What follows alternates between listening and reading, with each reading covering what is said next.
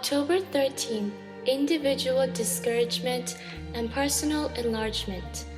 Moses went unto his brethren and looked on their burdens. Exodus chapter 2, verse 11. Moses saw the oppression of his people and felt certain that he was the one to deliver them. And in the righteous indignation of his own spirit, he started to right their wrongs. After the first strike for God and for the right, God allowed Moses to be driven into blank discouragement. He sent him into the desert to feed sheep for 40 years.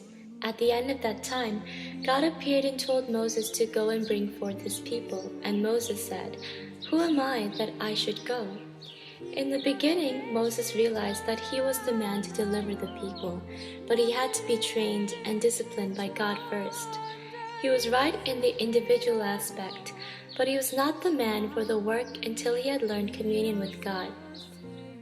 We may have a vision of God and a very clear understanding of what God wants, and we start to do the thing, then comes something equivalent to the 40 years in the wilderness, as if God had ignored the whole thing, and when we are thoroughly discouraged, God comes back and revives the call, and we get the quaver in and say, "Oh, who am I?"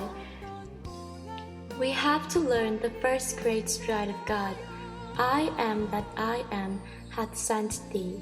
We have to learn that our individual effort for God is an impertinence. Our individuality is to be rendered incandescent by personal relationship to God. See Matthew chapter 3, verse 11.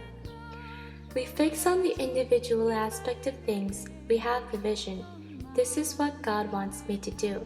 But we have not got into God's stride. If you are going through a time of discouragement, there is a big personal enlargement ahead.